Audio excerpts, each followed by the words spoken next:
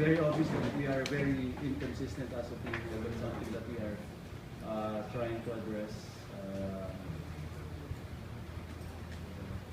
It's hard. It's hard when you play that way. And when you go to the playoffs with that kind of mentality, medyo, it's gonna be a problem for us. Good thing lang na it's being shown to us this early, so at least we have time to try to address it before the playoffs.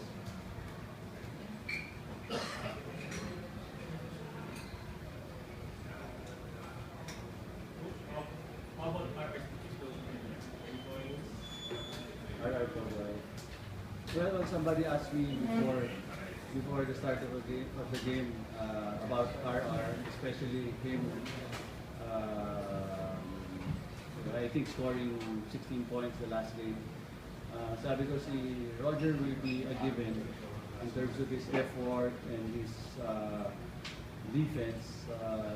It's really a bonus when he scores this way. Yeah, he scored 13 today. So malaking bagay sa amin because now we have one two-dimensional player in our team, and that's something that we would want to duplicate or triplicate hanggang maging 15 players or two-way players. Si Troy, tinatawag na those late turnovers na binawi sa team. Yeah.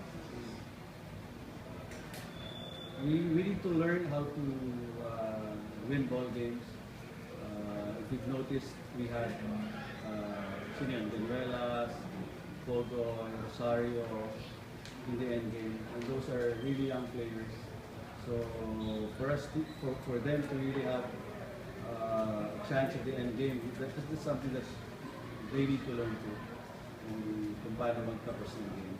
So it's okay, you make those mistakes as long as you I think during the last time out I told him to forget about everything that has happened and just focus on the most important possession, and that was our defensive possession of the game.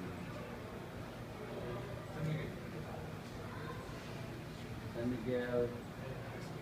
Yeah, that's good. Kaya pa yung matetest kung we're not really looking for tests as a team because we know that we have a lot of things to still work on. Sa amin, we are, I think gasgas na yung process, trust the process. But even with us having the most veterans in the PBA, we're still going through that process of really changing things. So sa amin, rather than really focus on other teams, mas gusto namin silipin yung sarili namin kung paano kayo mag-improve. And then hopefully by doing that, we will always have a good chance winning ball games. San Miguel next game. So hopefully, ganun pa rin tayo. Coach, despite of the win, are you satisfied or not satisfied the way your boys played tonight against? Well, satisfied because of the fact that we end up winning the ball game. But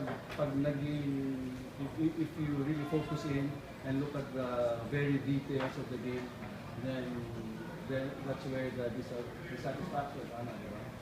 What are some of the loopholes you want to correct? A lot of things defensively, and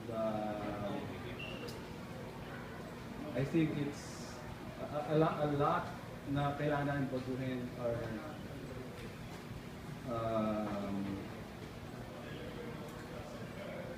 attitude, the way we react to things.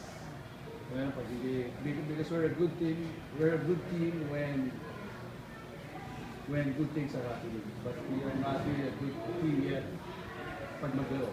Nakita niyo naman kanina dun sa game. Pag magulo, parang nagsa-self-destruct. And that's something that we want to address. You have to prepare your team because the next one is getting tougher, and for sure, your voice will pass through the for them that right opinion. Correct, correct. Yes, I agree. Thank you. Coach, marunong ka bang magalit? Ha? Marunong ka magalit? Nagagalit? Sinusubukan ko na nga magalit eh. Sinusubukan ko na. Nakagalit ka ngayon sa... Ngayon lang medyo ay ito. Lagi na nagagalit.